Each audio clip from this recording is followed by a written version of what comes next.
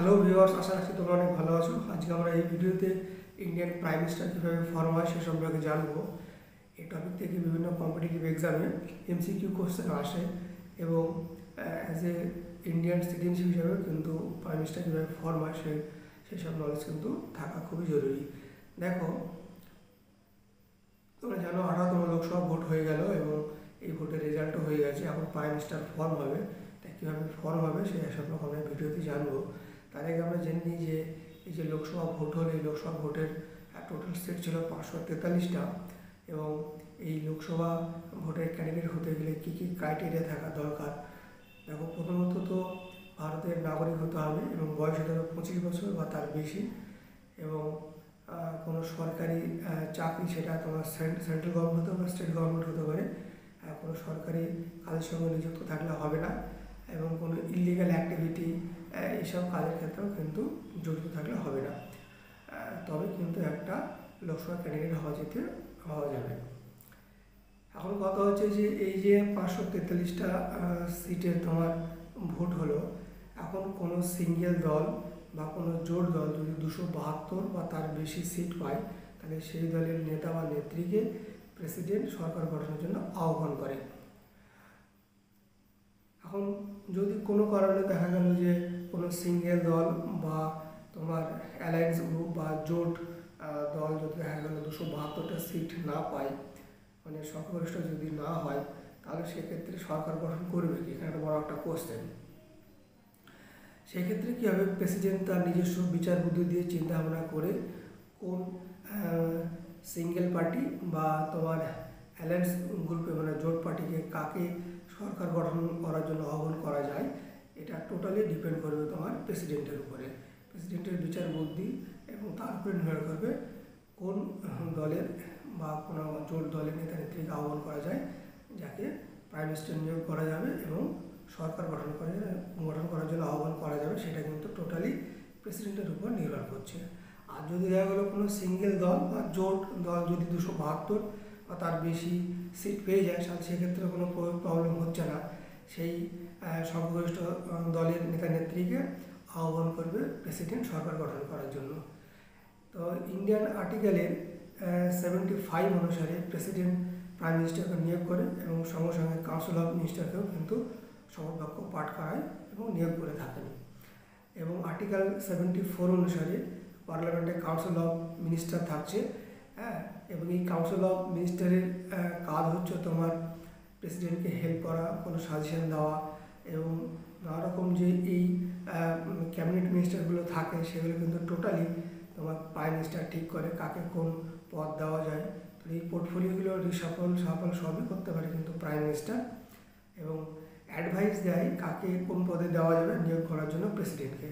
তাহলে প্রাইম মিনিস্টারের অ্যাডভাইস মতোই কিন্তু প্রেসিডেন্ট ক্যাবিনেট মিনিস্টারগুলোকে নিয়োগ করে থাকেন।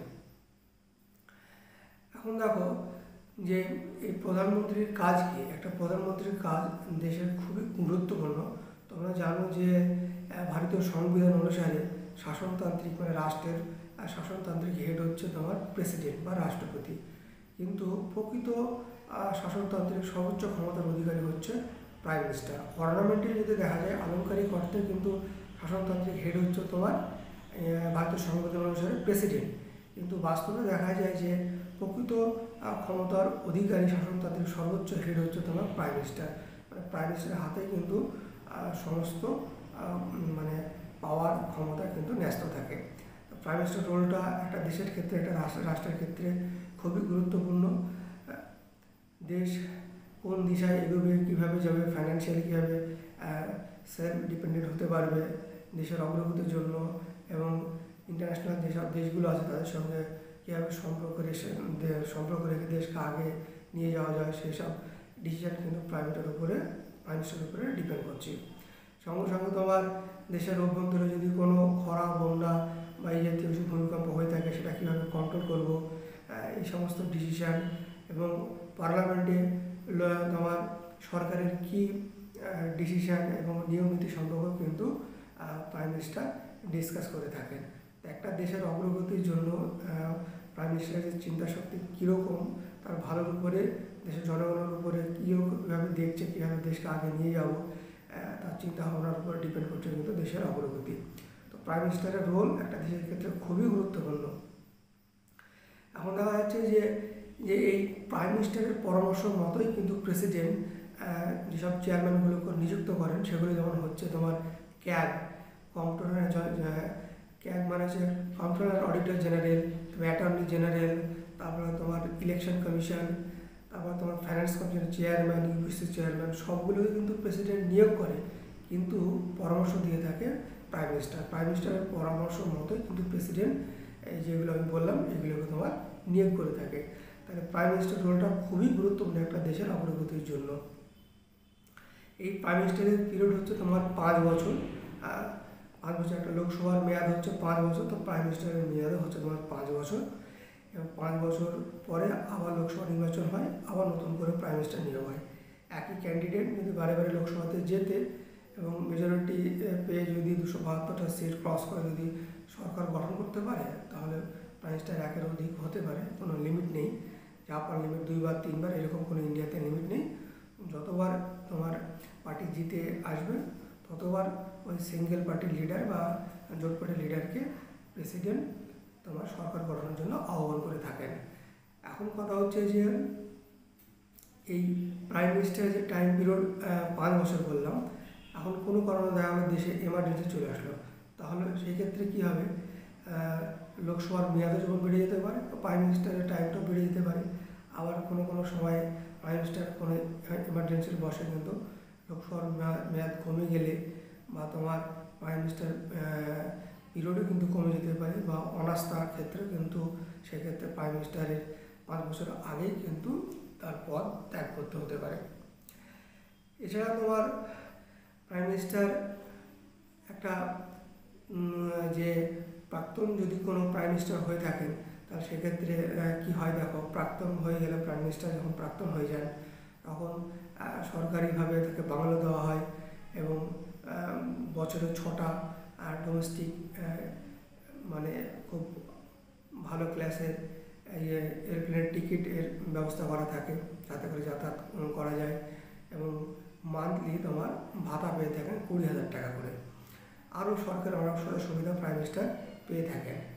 এখন প্রাইম মিনিস্টারকে সিকিউরিটি দেওয়া হয় ভালোভাবে, সেটা তোমার স্টেট পুলিশ হতে পারে বা সেন্ট্রালের, সেভাবে প্রাইম মিনিস্টারকে সিকিউরিটি দেওয়া হয়।